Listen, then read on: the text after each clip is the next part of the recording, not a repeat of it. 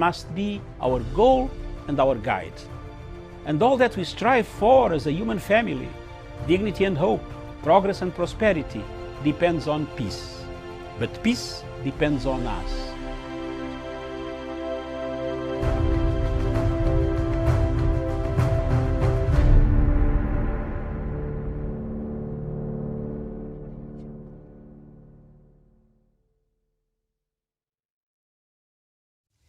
A very good afternoon to you. If you're watching me from East Africa or part of Africa, I think it's all afternoon right now. Thank you so much for joining. This is Diaspora Dispatches, where we get to look at the news that are making headlines across the continent. My name is Miriam Ogutu, and thank you so much for finding time to be with us today. And of course, early in the morning, we looked at different topics. We started with Kenya. We looked at the COVID-19 situation, and also we discussed other matters that are important to this country, but also other African countries can relate. So right now, let's just turn our focus on what else is happening in the continent, and we start with Ethiopia. And the U.S. government has donated 250 ventilators to Ethiopia to help in its response to the coronavirus pandemic. The donation came after a promise made during a phone conversation between President Donald Trump and Prime Minister Abiy Ahmed in April. The U.S. Ambassador Michael Reyna said the donation reinforces its unwavering commitment to the Ethiopian people. And then we move to South Africa, where South Africa's Health Minister, Zweli Mkhize, has said the country might be over its recent surge of coronavirus cases by the end of August, but he warned that the risk of a second wave of the corona pandemic still remains and containment measures must continue to be imposed. Mr. Mkhize told a virtual media briefing that cases are tapering off in 3 provinces, including the commercial hub of Gauteng. He said the country is yet to breach its hospital bed capacity, its hospital bed capacity, even after cases surged to over 500,000 over the weekend. And then we move to Egypt. And on the latest on the Nile River, a wrangle between these 3 countries, and Egypt has withdrawn from the renewed talks on the future of a giant hydropower project on the Nile River being built by Ethiopia. The latest standoff is over new filling guidelines proposed by Ethiopia. Sudan has also threatened to withdraw from the talks, saying Ethiopia is insisting on linking them to negotiating a deal on sharing the waters of the Blue Nile. Sudan's Water and Irrigation Minister Yasser Abbas said he received a letter from his Ethiopian counterpart with a proposal. The Sudanese minister said Ethiopia proposed the deal under discussion be limited to filling up the dam, and any deal concerning its management be linked to the question of sharing Blue Nile waters. AFP news agencies have reported about that. We go to Zimbabwe, and Zimbabwe's Vice President Constantino Chiwenga has been appointed as health minister a month after the ministry was rocked by scandal surrounding the procurement of coronavirus tests and equipment. Mr. Chiwenga is a former head of the army who led the military takeover from President Robert Mugabe. His predecessor at the health ministry, Obadiah Moyo, appeared in court in June over corruption charges related to a $20 million contract awarded to a Hungary registered firm, allegedly without going through proper processes. He was granted bail. And then we turn our attention to Mali, where the United Nations Cultural Organization UNESCO is backing a $1 million plan to help restore the heritage of central Mali damaged by recent armed conflict. The cliff of Bandiagara is famous for its homes carved into the rock as well as the traditional way of life. UNESCO says intercommunal fighting has destroyed a number of villages in the area, are also known as the land of the Dogon as well as the artifacts. And then we go back to, I think, Ethiopia, and a court in Ethiopia has summoned the head of the country's main COVID-19 hospital to talk about the health of opposition leader Dejene Tafa. Mr. Dejene from the Oromo Federalist Congress was detained last month, along with many others accused of organizing and taking part in violence that hit the country following the death of prominent singer Hachalu Hundessa. He was then taken to hospital on 23rd of July. The Attorney General said that Mr. Dejene was admitted because he tested positive for COVID-19. And then we head over to Nigeria, where two Nigerian government agencies went at each other on Twitter over a revenue collection dispute. The Nigerian Postal Service and the Federal Inland Revenue Services used their respective Twitter accounts to call each other out over who should be responsible for collecting stamp duties. It all began with a tweet on Sunday by the NIPOST chairwoman, Naimuna Abubakar, accusing the other one, the Federal Inland Revenue Services, of stealing the mandate of her agency and calling on Nigerians to ensure that NIPOST gets justice. That is the Nigerian Post Services. And so Nigerians have had so much to say, as even the actors, speculators in this word of wars on Twitter by these two important government agencies there in Nigeria. Quite interesting. And then we go to Guinea, where a Guinean opposition group is alleging wide-scale corruption on the part of President Alpha Conde and his administration. The Collective for the Transition in Guinea filed a complaint on the eve of the nomination of the ruling party's candidate for the upcoming presidential election. The complaint was filed at the National Financial Prosecutor's Office in Paris, and Jean-Baptiste Sofron, the CTG's solicitor, told a press conference that the concerns date back nearly a decade ago. And then we go to Somalia, where the African Union mission troop in Somalia ushers a new force commander in Mogadishu. Lieutenant General Diamonde Ndengeya, who arrived on Sunday, would lead a force mainly from Djibouti, Ethiopia, Kenya, and Uganda. The countries have been enforcing order in Somalia for over a decade now. The commander, who is no stranger to the country, will have to confront the unending Al-Shabaab attacks and the frequent claims of the presence of non-AMISOM troops in Somalia. With a career spanning 38 years, General Ndengeya, 57, previously served in Somalia from 2007 to 2009 as a member of the Burundi National Defense Forces and the AMISOM's pre-deployment team in charge of supervising and training.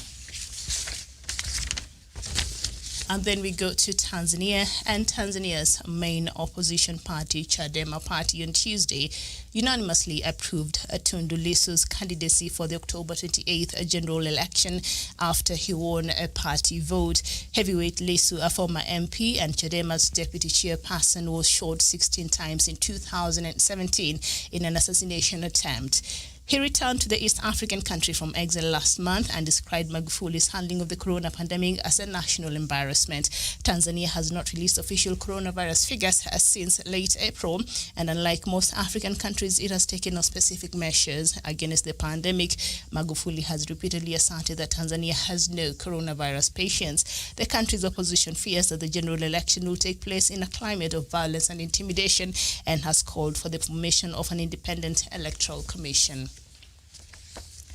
And then we head over to South Sudan, where the chairperson of the East African Community has urged South Sudan to pay its annual contribution if it wants to continue to benefit from the economic bloc. Paul Kagame said that the region cannot continue to permanently carry the financial burden of partner states who do not honor their remittance obligations. Now, South Sudan and Burundi are two countries said to have not cleared their arrears to the economic bloc. All members countries are required to pay $8 million annually, to the East African Community as contributions, but by June 2020, South Sudan owed the community a total of $27.8 million. And I keep saying, where will South Sudan get that money? I don't know. They should work out a repayment plan there, because having South Sudan out of the East African bloc will be counterproductive, because we know East Africa has been very supportive of the peace process in South Sudan, and also some member states have been accused of, fueling the war there in South Sudan. But still, I think we are safer having South Sudan inside East African bloc, and having them out, especially at this time, will be not beneficial, not only for South Sudan, but also for the region. So I hope they have a plan so that South Sudan will be able to meet these obligations, but also over time, but also it will not be voted out or removed at this point in time, all right? Because South Sudan does not have that money. Or maybe it does, I don't know. And so we stay with South Sudan, and South Sudan Peace Monitoring Body has affirmed that the armed conflicts in Equatoria region have persisted and resulted in several deaths and displacement of civilians despite an existing ceasefire agreement. The revitalized Joint Monitoring and Verification Commission says the clashes are largely between SSPDF and National Salvation, as well as between SPLA-IO and NAS. There has been reported fighting throughout last month in Liria and along the Juba-Nimule Road, and other clashes around Morobo and other parts of Yei River. And still staying with South Sudan, and the World Bank's Board of Executive Directors have approved $45 million grant to improve access to basic infrastructure and strengthen community institutions in South Sudan. The funds under the International Development Association is expected to benefit about 630,000 people, according to a statement issued on Monday. The money will also provide investments for community infrastructure and services prioritized by the communities, building inclusive and participatory community-led development. And then we head back to Nigeria, and if you're watching me from Nigeria, you know what is happening there as we speak right now. Remember the protest that was scheduled to happen today? I think it sort of happened, and now the Department of State Services today arrested Olawale Bakari and 6 others of #Revolution Now protesters wearing orange-colored caps around Olaya area of Osogbo, Osun State Capital. Now, the protesters, led by Bakari, aka Mandate, armed with placards, and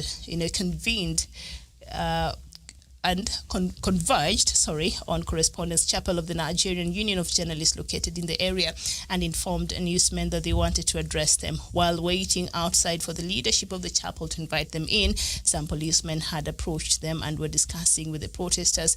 While that was on, armed men of the Department of State Services swooped in and arrested the protesters, and arrested right now about 7 of them.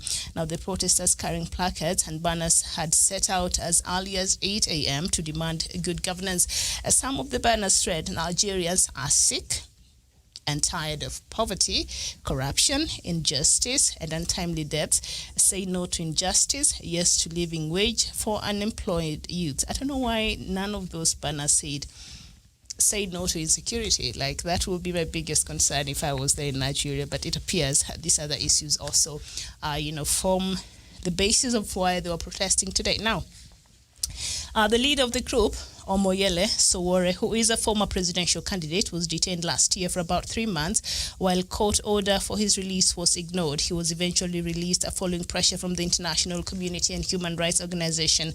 Several protesters who were arraigned in court won their cases. And then we still staying with Nigeria, and President Muhammadu Buhari has again challenged the nation's security agencies to rejig their strategies in ongoing battle against insurgency, banditry, and other violent crimes in some parts of the country. The National Security Advisor to the President, retired Major General Babagana Monguno, revealed this when he briefed State House correspondents on the outcome of the National Security Council meeting presided over by President Buhari at the State House, Abuja, on Wednesday, that is today. He said that President Buhari has also directed that, the security operators in the country rejig their strategy, that is both in the terms of operation and intelligence, and strategy to prevent further catastrophe. This comes after 4 days ago when President Muhammadu Buhari said his administration had done its best to improve the security situation in the country, all right? Now, the president expressed concerns over the disturbances in some parts of the country. Buhari promised that more resources will be given to the security agencies to deal with the unwanted security challenges. Now, President Buhari also said that Nigerians know that his administration has done its best to improve the security situation in the country when considering that he took on when he came to office. And the president, in a message to Nigerians shortly after performing the Eid prayers, I think last Friday, pointed out that much has been achieved security-wise. I don't know which which part of the world President Buhari comes from, certainly not Nigeria. This is what he's saying, that he has achieved a lot security-wise from the situation he inherited in 2015. He said Nigerians that there would be more provision of resources for the country's military, police, and other security agencies to deal with the unwanted security situation in some areas of the country. All right, so a lot of support to the military and police. I think that is a good thing. But all those things that he said out there, unless this news you read from Nigeria all the time about the insurgency, about the killings, about an armed bandits, attacking a whole village there and leaving nearly, a lot of people there dead and injured. I don't know if he watches any of this news, but he's saying he's doing pretty well. I mean, he can give himself a pat in the back. So if you don't agree with him, so he's saying, he's been doing better, and compared to what he inherited coming to the office there, his record speaks for itself, that he's been doing a fantastic job there in Nigeria. I mean, let me know what you think, And we go to Libya. And international observers are sounding the alarm about an alliance between Russian mercenaries and Libyan militia, which they say imperils our civilians and risks intensifying Libya's civil war. In recent weeks, forces loyal to Libyan General Khalifa Haftar have retreated from neighborhoods surrounding Tripoli. In their wake, human rights groups and the U.S. military say they left behind Russian-made landmines, many of them planted in residential neighborhoods, or what you would call booby traps, I believe. And then we go to head over back to Zimbabwe. We will talk about the Nigerian story and President Buhari saying how, patting himself on the back and saying he's done a good job in, taking care of the country's security. All right, and we head over to Zimbabwe, back to Zimbabwe. And Zimbabwe's President, Emmerson Mnangagwa, has appealed for a national unity against what he called evil and dark forces. In a televised address on Tuesday, the president blamed opposition groups who he describes as terrorists working with outsiders for destabilizing Zimbabwe's economy. The comments comes days after he ordered troops to stop anti-government protests over poverty and corruption. In a surprise address broadcast from the State House, President Emmerson Mnangagwa called for unity and patience among Zimbabweans as he deals with dictators whom he said are derailing his efforts to turn around the economy, which has struggled for more than 2 decades. He said opposition elements, economic sanctions, cyclones, drought, and most recently the deadly Covid-19 pandemic were affecting progress towards Zimbabwe's economic recovery. Really, Mr. President? Really? All right. Okay. Head over to Cameroon, and the UN Refugee Agency has condemned last week's attacks on a refugee camp in Ngwechewe, far north region of Cameroon that led to the death of at least 18 persons. According to a spokesperson of the Cameroon Defense Ministry, unidentified terrorists, including 2 suicide bombers, broke into Ngwechewe, perpetrating acts of violence that led to the death of 19 persons, while 16 others were injured. Last Sunday's attack follows a significant rise in violent incidents in Cameroon's far north region over in July, including looting and kidnapping by Boko Haram and other armed groups active in the region. And then some news from Biafra, and following the call by an elder statesman, Alhaji Tankoya Kasi, for Igbo presidency in 2023 elections, the former national chairman of the People's Democratic Party, PDP, Dr. Okwesilieze Nuodo, has declared that Gibo would join Nnamdi Kanu to seek Biafra secession from Nigeria if Southeast does not produce the president of the country in 2023. Nuodo, who was also the former governor of Enugu State and national secretary for PDP, said that Ndigbo have suffered grievous marginalization in Nigeria and should be given a chance to produce a president for the sake of equity and national unity, he said.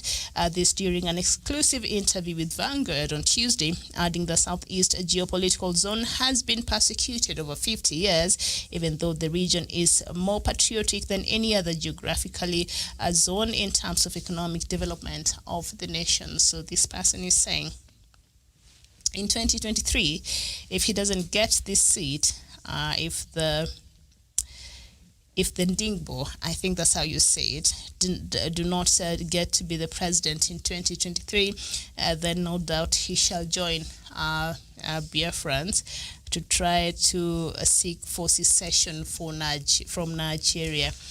Quite interesting. So he's saying, all right, should he be elected, then he will be fine just staying. And so his whatever he's saying there is conditional. So if whatever party or whatever part that is vying with for these presidential elections wins, then it's fine. He will continue staying with Nigeria. But if that is not the case, then he's saying no doubt he will join Biafra and seek for secession from Nigeria if Southeast does not produce the president of the country in 2023 elections. I don't know if you're watching and you have something to say about that. Let me know. Let me know your thoughts on that matter. Yeah, it's quite interesting. So he wants to. Why does he not? If he really, that's what he really wants and that's what is in his heart, then that is what he should be doing right now. Not wait until the elections. He's saying that if Nigeria does not get a president from the southeast, then he's saying that the whole of that region and himself. This person is called Alhaji Tanko. No, not Alhaji. That is the elder statesman who was, drumming for the Igbo presidency a while back. But this is the People's Democratic Party, former national chairperson, Dr. Okwesilieze Nwodo. He's saying if the Southeast do not get the presidency come 2023, then he's saying he shall join the movement of Biafra that are calling for secession from Nigeria. And I'm thinking, why? If this is something you want to do, if this is a belief that you have, if you think that organizations in the Biafra land are agitating for a legit and whatever they want resonate with what you want, then you don't have to wait for the elections, when conditions you feel are right, for you. So should a leader from Southeast be elected, that means Biafra, dream should be shoved back to whatever. And if they don't, now you say that you want to join Biafra. See, I don't know, because from what we've been reading here, from the conversations we've been having, and from the, from the exchange we've been having with the people there from Biafra, this is something that is not under any. It's not dependent on a circumstance. This is something that people feel. People are strongly driven, and they have their reasons, which they say are very legitimate as to why they want to leave and not be part of Nigeria anymore. And it did not start now. It did not start 2 years ago. It is something that has been there, dating back to over 50 years ago when that Biafra war happened there. So for a person to come in and say, all right, so let's just wait for 2023. If somebody is elected from Southeast as a president of Nigeria, then good. I think I'll be cool. But if not, then I will abandon Nigeria and I'll join the other side and come and start fighting together with Biafra, and we start asking for secession. I don't know what you make of this. I don't know, is such people, help in advancing your cause? Are they genuine? Because there seems to be some level of, circumstantial, if this does not happen, if this happens, then fine. If this doesn't happen, then I will do that. It's like being part of that movement or that part of belief or that part of agitation, is just optional for them. But for what we hear, for what we see, from what I read from you guys, the people from Biafra there, this is something that you believe in. This is a cause that you want. This is something that you will die for. This is something that, you have legitimate reasons as to why you are seeking, to secede, or you think seceding from Nigeria will be a good idea, and it's not based on whether somebody from Southeast or whatever is elected as a president or not. It's not dependent on that. But for this person is saying, you know what? If one of us is elected as the president, then fine. If not, then I will join the other side and also agitate with them. I don't know. You tell me what you think of that. Let me know. If at all this person is genuine. The former People's Democratic Party leader there is genuine in their calls for that. So can we talk about what is happening there in Egypt? And now we see that Egypt has withdrawn from the renewed talks of the future of the giant hydropower project on the Nile River being built by Ethiopia. Now the latest standoff is over new filling guidelines proposed by Ethiopia. And Ethiopia was waiting for July. Now we are past July, so during the heavy rains for it to start filling the Renaissance Dam there. And I think it has started filling. Aerial photos and images were showing that the dam was slowly filling up. And Egypt and Sudan as well was not so much amused with it. I don't know, Sudan is not going to be affected as much, but I know Egypt will, because Egypt depends on the Nile for majority of its water comes from the Nile. So it was concerned that by filling up this dam, that will affect how much water will be flowing into Egypt, and the people might suffer there for not getting enough water. But Ethiopia has invested nearly $5 billion to this project. I have never understood how these countries like Egypt actually think that Ethiopia will all of a sudden abandon this heavy investment, and just because what? I don't see that happening. So I think Egypt was not very happy, so it withdrew in the renewed talks. In the meantime, I think Ethiopia is continuing to fill that dam, and before they know it, the dam will be filled, and then, I guess life will continue. There you go. All right. So, yeah, I see there, Biafrans, you're saying what? Now, can we talk about this security situation that we normally talk about here? Not because I go looking for information, but because that is what makes a lot of headlines a lot of times, and I go getting this news. And when you go to even the major news outlets, you'll see the insecurity in Nigeria has been a thing that happens to just be all over the place. So now what really got me very, very interested, or very surprised rather, yes, and even as we look at that, as you speak, I'd like to hear or to know any more information about what is happening there in Nigeria. Today, there were protests that were organized by #Revolution. Now, remember, the ones that were organized last year by Omoyele Sowari, but he did not organize the protest. I think he wore the T-shirt. And, he also organized, I think, a protest last year that did not turn out too well. But he was arrested last year in August the 2nd, if I'm not very wrong, for wearing a T-shirt, with the hashtag "We are all Biafrans," meaning we are all suffering. We are all, if part of humanity is being mistreated, if part of humanity is being meted with injustice, if part of humanity is being meted with unfairness, then we cannot all sit here and claim that we are good and we are okay. We're not supposed to be comfortable. We should all voice our concerns. So that's why he wore that T-shirt. We are all Biafrans, as much as you're Nigerian and you're not coming, you may not be coming from the Biafra side of the country, or for the people agitating for secession, then perhaps you would, from a human being level, just resonate with what has been happening, and sometimes the human rights abuses that have been happening in that area of the country. So he wore this T-shirt revolution now, and he was, I think, traveling, was it from Spain? And he was arrested in the airport there when he arrived in Nigeria.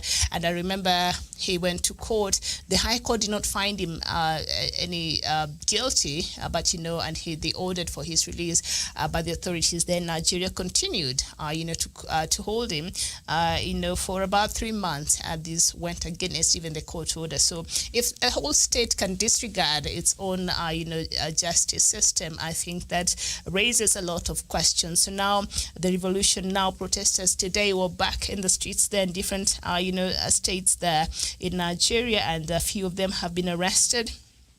And the placards, when I was looking at them, a lot of them said Nigerians are sick and tired of poverty. Nigerians are sick and tired of corruption. Nigerians are sick and tired of injustice and untimely death. And others said, say no to injustice. And others said yes to living wage for unemployed youth. But what I did not see there was, I was hoping that, perhaps the insecurity in Nigeria would be making them very uncomfortable. And so this will form part. I know this is a revolution now, hashtag Revolution Now protest. But also, insecurity is a thing there in Nigeria, and it's not been very well there. So what the president said, let me tell you what President Buhari said. So earlier today, President Buhari has again challenged the nation security agencies to rejig their strategies. He's saying you need to rejig. I don't know what that means. The strategy, maybe rethink, but he used,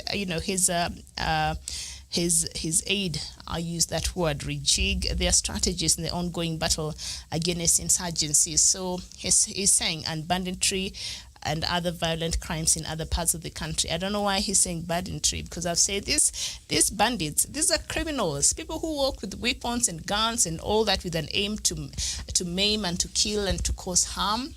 Those cannot be banditry, because people who just steal cattle and run away, usually they don't have business, killing other people. But we've seen what these bandits have been doing, and I refuse to call them bandits. These are criminal agents. They should be treated as so. So when you give them a softer name as bandits, then you're removing the serious, a crime that is attached to what they do when they go stealing this cattle or whatever it is that they do. So the National Security Advisor to the President, retired Major Babagana Manguno, revealed this when he briefed State House correspondents on the outcome of the National Security meeting. So he's saying the President Buhari is telling them to rejig their strategies in terms of, perhaps he meant to relook at their strategy in terms of fighting the insurgency and all those other insecurity, situations that has been in Nigeria.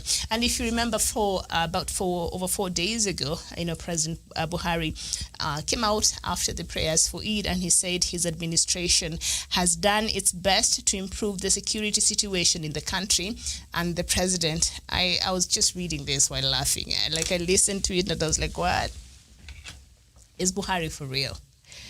For real? Because the news we read from this place and the news that come out of Nigeria as a whole, there's nothing there that says security has been improved, Mr. President. And so the president expressed concerns over the disturbances. He's calling them disturbances. Remember, mark you, these are heinous acts, terrorist attacks that usually happen and meted upon the people of Nigeria. And President Buhari is watering this down to disturbances. So he said that he promised, the president expressed concerns over the disturbances in some parts of the country. President Buhari, these are not disturbances. These are people's lives which have been lost. These are people who cannot move from one state to the other, because Boko Haram at one time even took over a whole highway that connects, several states. These are people who have been forced to move out of their homes and now are IDPs in other parts of the country, that they're also even more exposed to other humanitarian crises, and also they're not safe wherever they are. So this cannot be, you cannot lessen this to a disturbance, Mr. President. So you to say that that you're concerned over the disturbances in some parts of the country, it is not disturbances. These are extremist acts. These are serious, acts against humanity. These are serious violations of human rights. These are serious stuff. People being killed, people being maimed. You cannot term this as disturbances, sir. No, it does not cut it. And Buhari promised that more resources will be given to security agencies to deal with unwanted security challenges. I like the way he's just taking this very casually. So he's saying, you know what? Yeah, the security problems are unwanted, and so he promised, resources. So, well, I hope that he follows that promise with some deed, because we've seen over time even the army officials are resigning because they've lost hope in the government and in the manner in which the security operators are working in the country, and they say they're not motivated anymore to continue working for the Nigerian army, so they left. Yeah. So now the head of the commander-in-chief is coming here and saying, expressing, concern over the disturbances. If your whole army officials are resigning, because the other time they said that the Boko Haram and these other insurgent groups, they even have more complex weaponry compared to what Nigerian army has, and they fear for their lives. And so because of how this matter is being handled by the administration, they have therefore lacked the passion and the interest to work and serve for the country. That is something so grave. And for President Buhari to just, lower it to the level of disturbance, we have a problem. So this is what he said, all right. President Buhari said that Nigerians know. All right, so you will tell me if this is true. This is what your president says, all right? He says that you people, you should know, and that you know, all right, that you already know that his administration has done its best to improve the security situation in the country when considering that he took on when he came into office. So he's saying compared to what was happening before he came into power in 2015, he's saying the situation there was really, really, really, really terribly bad. So he has done so much to improve the situation and the security situation in the country there. And so he's saying that the president, in a message to Nigerians that was shortly after the performing his Eid prayers, that was last Friday, pointed out that much has been achieved. This is what he's saying, patting himself on the back, all right? He's saying much has been achieved security-wise, particularly security-wise, from the situation he inherited in 2015. He said to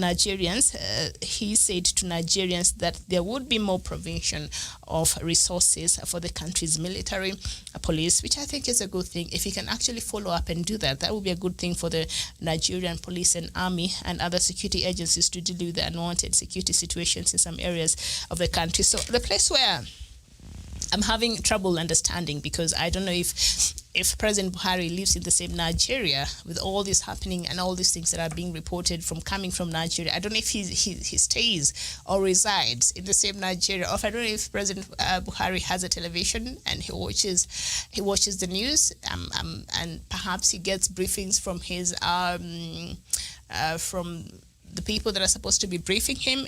Because if so, then he would know that the security situation in Nigeria has gotten worse every single day. And because of his reluctant way of dealing up with issues, he's quite reluctant on how he deals up with very important issues. And he's been accused of that even in the past. He's quite aloof. He's quite out of touch. And you can see from these statements here that he said that every Nigerian know and would attest that he has achieved so much in terms of security, compared to the situation he inherited in 2015. Now I'm like, okay, so this reports that we get from Nigeria all the time, are they fake? What is happening? A bomb has gone off the other side. A whole village has been raided and killed. People have been murdered. The baddies, I refuse to call them baddies. Those are criminals. They're coming and they're maiming a whole village. Remember the other time? Here we're reading the news where a whole gang of 200 people, went to a village, attacked a village, and they were all armed with guns. This cannot be bandits, and they killed over 100 people. And then you want to say, Mr. President, that these are just some disturbances that are happening over some parts of the country. These are criminal acts. These are very high insecurity situations that Nigerians have to deal with every now and then in that country. You cannot water down these to just disturbances.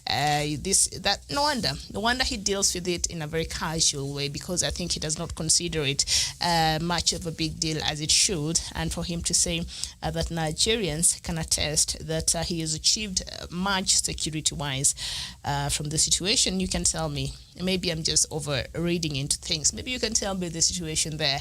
And as you do that, please let me know about that Revolution Now protest that were meant to happen today there in Nigeria, and a few people were arrested. And so anyway, our president now is saying to his security agencies that they need to rejig their strategies in the ongoing battle against insurgency. They need to relook, they need to re-strategize. I don't know why this has taken so long, and I don't know by them re-strategizing what really he's intending for these people to do. I'm about to leave, but before I do, I think there was some news here from South Sudan. Is it?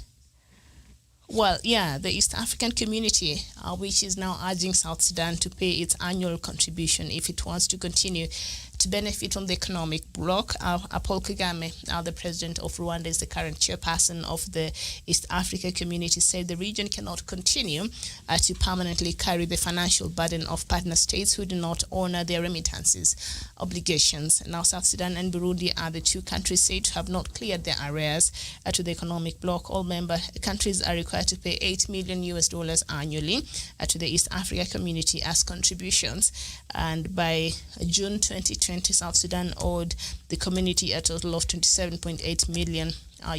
So I don't know, South Sudan, I don't know if it has, it's able to meet that obligation. I don't know if South Sudan has that money, $27.8 million. Certainly not a huge amount of money for a country, but for a country like South Sudan, I think that will mean something to its economy. And right now, South Sudan is grappling with a lot of things.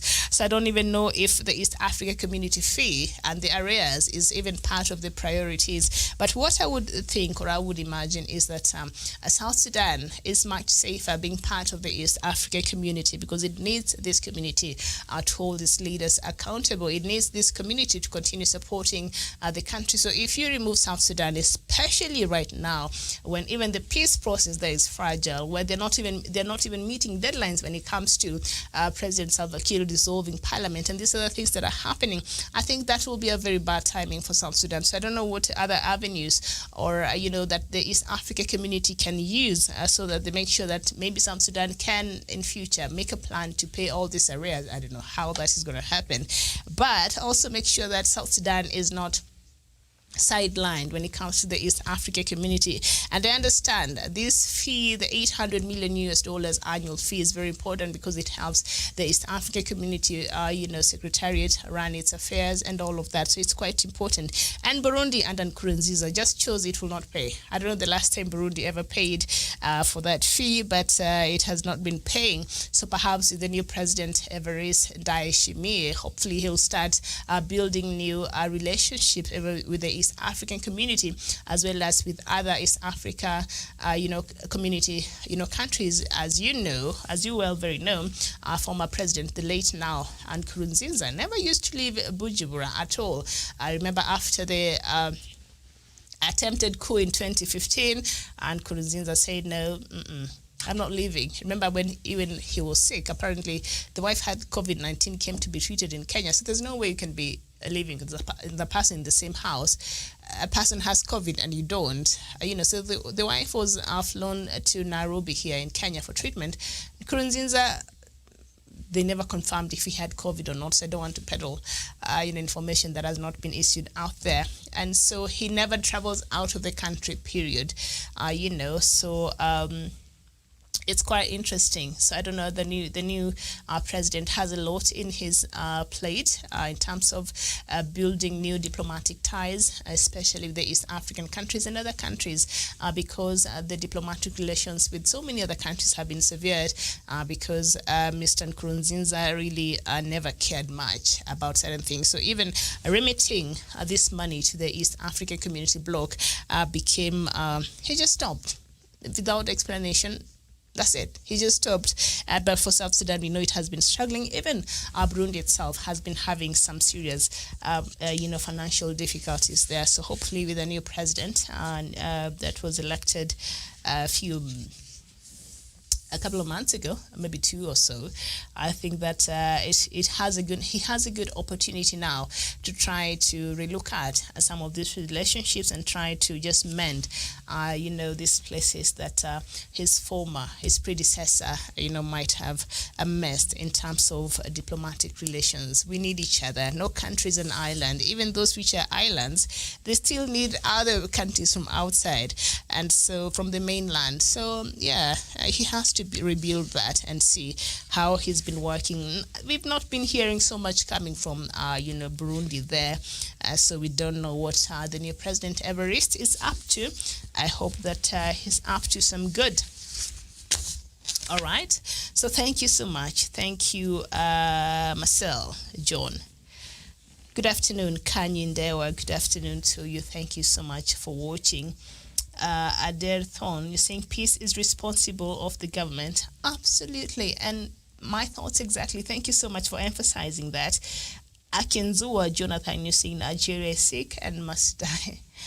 When a person is sick, sometimes they don't die, sometimes they get treatment. So maybe Nigeria needs some treatment. I don't know what kind will be described to really solve this problem there in Nigeria, but I like the way the president is just tiptoeing, the insecurity matter and calling it some disturbances from some parts of the country. It is not disturbances by any shape, form, all right? President Buhari, get your act together. And I know best, Felix is saying he should tell us what happened to the restructuring they promised to our people.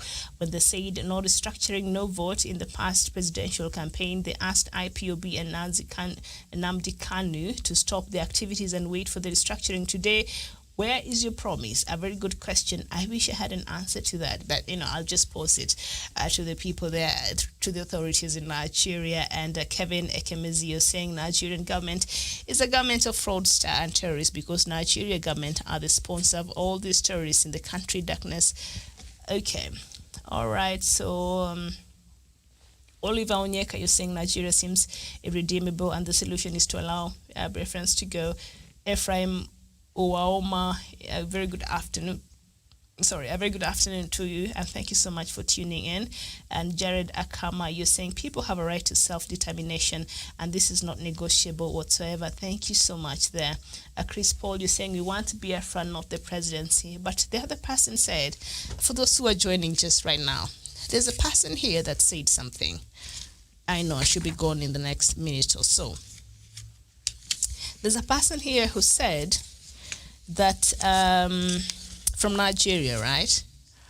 He said that he will join Biafra or support Biafra call for secession if in the next election 2023 a leader from Southeast, I believe, if Nigeria does not produce a leader from Southeast, then he shall join Biafrans to call for secession. And I was just thinking, okay, but why is it that he's waiting to see what will happen in the next elections? Does he really mean, that he really wants to be or believe in the cause of what the people from Biafra have been agitating for?